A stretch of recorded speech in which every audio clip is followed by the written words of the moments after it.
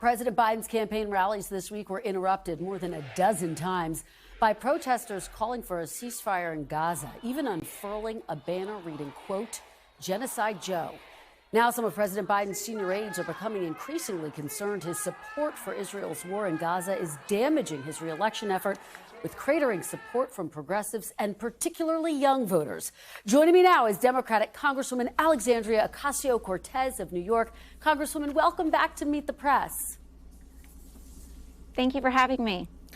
Well, we really appreciate your being here. We are going to get to the situation in the Middle East in just a moment, but I do want to ask you about the president's re-election campaign. As you know, in some of these key battleground states, he has some real vulnerabilities. Why do you think he is struggling against former President Donald Trump, someone who's been indicted 4 times and who's now been slapped with this $83 million civil suit?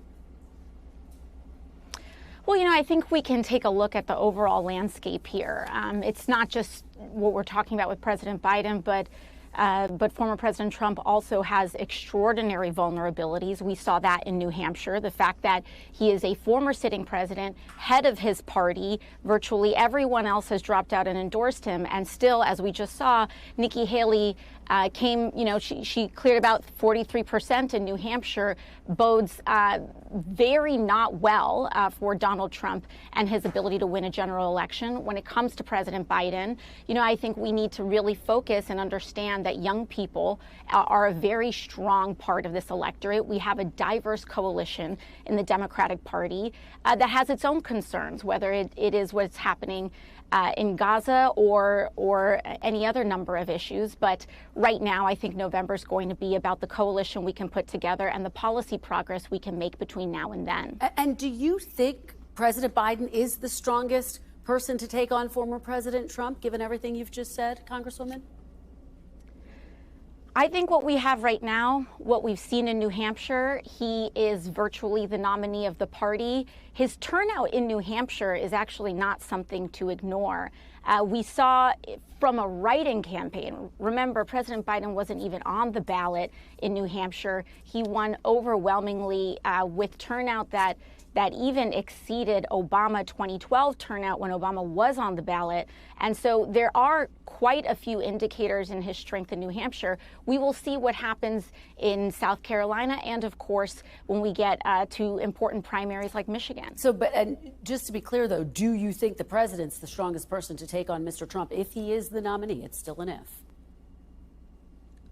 Yes. And I mean, especially when we look at this field, we have, Dean Phillips and Marianne Williamson. President Biden, I think without question, among that field is the strongest nominee. You have said in the past, it's not just enough for Democrats to talk about what they are running against. You want the president to be talking about what he's running for. Do you think in this very moment, President Biden is doing a good enough job explaining to voters why they should vote for him and not just against former President Trump? I think we can certainly do more to be advancing our vision. And I believe that we have a strong vision that we can run on. I think, and for what it's worth, the president has said, if you give me the House and if you give me the Senate and reelect me to the presidency, we will codify abortion rights and the right to choose in this country. We'll codify reproductive rights. I think we can do more. I think we need to be talking more about health care. Of course, me as a progressive, I want to see the age of Medicare drop, whether it's to 50, as the president has discussed earlier, or to 0, as is my preference, to extend Medicare to all people in the United States of America. But I believe that we can be doing more. We can talk even more about the fact that public colleges and universities should be tuition-free or reduced. The president has advanced student loan forgiveness just this month for people who have taken out SAVE loans under $12,000. They will see their loans wiped out. But I do believe that advancing that affirmative vision is going to be very, very important, as well as really laying out and showing between now and November through our governing decisions, when we have that power in the White House, what we are willing to do with it. Congresswoman, to that point, has the Biden campaign reached out to you and said, we want you to help reelect President Biden. How do you see your role and the role of progressives in this reelection effort? I see my role overall as really trying to expand the power of movements. Have they reached in the out to United you, States of Congresswoman? America and peoples? We've been in contact with the been in contact with the Biden administration throughout my term and throughout his term as well, and I know that he has been in contact, with many members of Congress. But I think what is most important is that. And in terms of my role, I think my role is in allegiance to people's movements across this country. In the labor movement that had extraordinary gains last year, whether it was the Teamsters, whether it was UAW's historic contract, whether it is the bubbling labor fights that we are seeing across the country, I think we have. And our responsibility is to make sure that those fights are protected. A climate movement that has built such extraordinary power that just this past week, the Biden administration actually announced a pause on all liquefied natural gas export facilities, additional ones moving forward.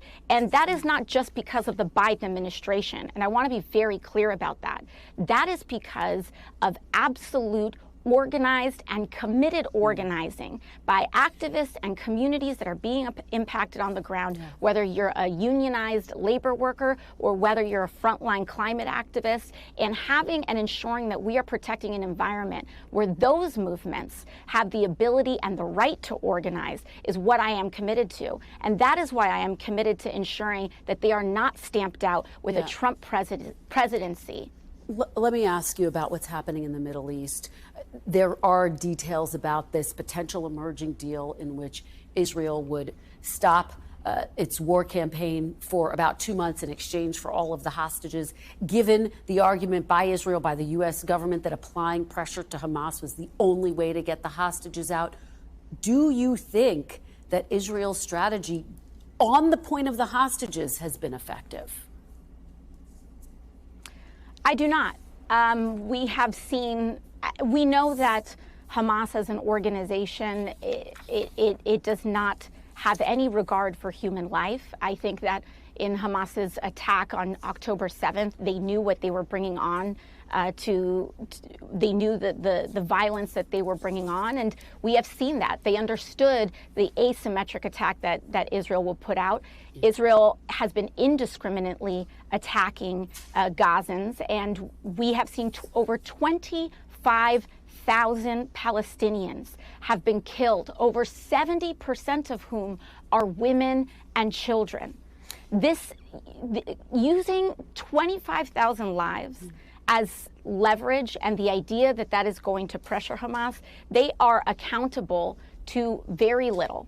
But I think what is most important is saving these lives, ensuring the release of hostages, and in my view, negotiating a ceasefire. Some of your colleagues, and we talked about what's happened at the protests this week, have called the president Genocide Joe. Some of your colleagues have accused the president of supporting genocide, including Rashida Tlaib. Do you agree with that word, genocide, that the president's been supporting a genocide, or does that go too far? I think what we are seeing right now throughout the country is that young people are appalled at the violence and the indiscriminate loss of life. We are not just seeing 25,000 people that have died in Gaza. We are seeing the starvation of millions of people, the displacement of over 2 million Gazans. We have South Africa that has mounted a court in the ICJ. The ICJ ruled this week that Israel has a grave responsibility to prevent genocide. But they're still determining whether it's a genocide. Do you think that they are term still is responsible, determining given it, that it's still under investigation? I believe that they're still determining it, but in the interim ruling, the fact that they said there's a responsibility to prevent it, the fact that this word is even in play, the fact that this word is even in our discourse, I think demonstrates the mass inhumanity that Gazans are facing. And so whether you are an individual that believes this is a genocide, which, by the way, in our polling, we are seeing large amounts of Americans concerned specifically with that word. So I don't think that it is something to completely toss someone out of our public discourse for using. But I think what we are seeing here is that the Netanyahu government has lost public support and that we have a responsibility to protect the human rights and the humanity of Gazans and hostages alike in the area. All right. Congresswoman Alexandria Ocasio-Cortez, thank you so much for your time. We really appreciate it. Thanks for watching. Stay updated about breaking news and top stories on the NBC News app or follow us on social media.